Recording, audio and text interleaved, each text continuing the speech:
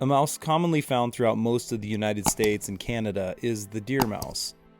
Varying in size and color, the deer mouse does have one definitive characteristic worth replicating: its white belly. This white-bellied deer mouse does just that, and it's worthy of a spot in your predator box throughout the year. Start out with a good wide gape hook. This is a Daiichi 2720. Get a base of 140 ultra thread started on your hook shank and bring it back to the very end, just before the bend. Tail and body are composed of the same material, gray zonker. Measure your material to determine the length of your tail, but use a whole strip to make sure you have enough zonker to complete the whole fly. Use a little saliva on your fingers to tame the wild zonker hair and reveal the hide as a tie-in point. Use a few wraps to capture the zonker hide to the hook shank, and then lift the material and add a few wraps in front. Alternating the wraps from the hide to the hook shank will lock everything into place. Repeat this process a few times to make sure the hide is securely attached to your hook, and fold the excess zonker back to use just a bit later. First, we're going to need to tie in some foam for the back and also for the most prominent part, the belly. Larva Lace full foam sheets come in a variety of colors. I'm using black for the back on this fly to contrast the gray zonker. Beginning at one side of the foam sheet, trim a triangled tapered piece for the back. If you plan on tying a bunch of these flies, which works great because it's a relatively easy fly to tie, trim multiple pieces for faster fly production. Tie in the small end of the black foam piece with the excess foam facing rearward. Make good solid wraps to capture this foam on the hook and keep it in its place. Cover any foam that's still showing with your thread wraps. Of course, the iconic deer mouse white belly will be tied in with white foam. Make a similarly shaped triangle taper that will be skinny at the back and fat towards the front. It might help to invert your fly to initially capture this piece of foam on the bottom of the hook shank. Catch the skinny taper of the white foam with your thread and make strong, secure wraps to prevent any future movement. Reorient the fly to capture all the remaining foam and cover it with your thread wraps. Both of these foam pieces will be folded forward during our final step to create the finished fly.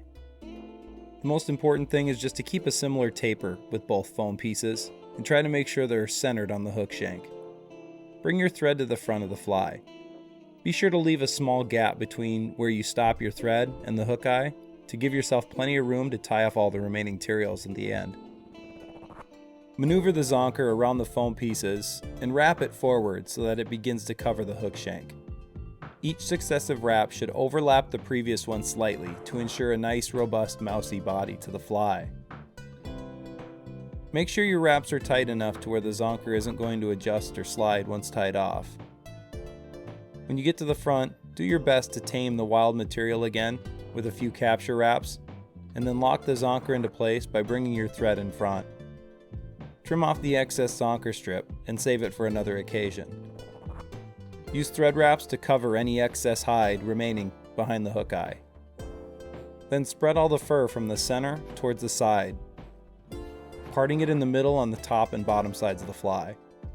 We want as much zonker fur as possible sticking out of the side of the fly when we bring our foam forward. Then, in any order you choose, it's time to bring the foam pieces ahead. I'm going to start with the top piece.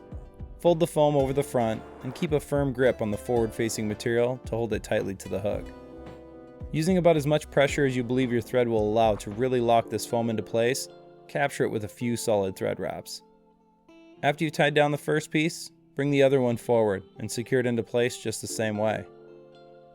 Again, make nice tight securing thread wraps just behind the hook eye. After they're secured, we can start to trim them. For the top, I'm going to trim mine like a gurgler, leaving about 1/4 inch of the foam hanging over the front of the fly. The white belly foam should be cut flush with the back of the eye. And use thread wraps to get any excess white foam that you can't get with your scissors. Push any creeping excess materials back away from the hook eye if needed before adding more cleanup thread wraps. This can be a bit tricky to tie in properly, but remember, it doesn't really have to be perfect. It is a mouse after all. These fish are going to eat it, or they're not. Add a whip finish, and then trim your thread. Coat any exposed thread behind the eye with UV resin and hit it with the UV light. Feel free to add some resin on the thread wraps of your top piece of foam as well to make sure that's secure.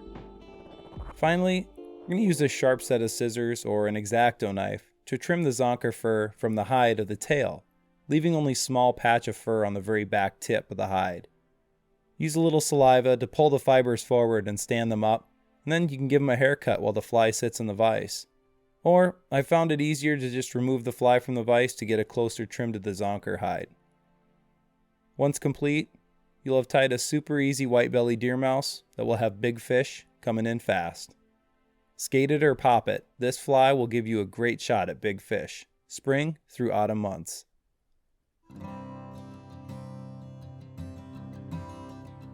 Tie some up today, and make sure you have all the Larva Lace materials you need to make a few variations of your own. Ask for Larva Lace at your local fly shop, or go to higginsfish.com to find all the materials you need.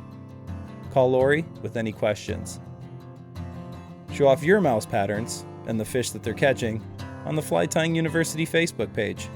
It's a community for all fly tyers. Larva Lace is a partner of the Fish Stories Archive. Save angler voices for the future at fishstories.org. Thanks for tying your flies with Larva Lace. Here's the tight lines and well-tied flies.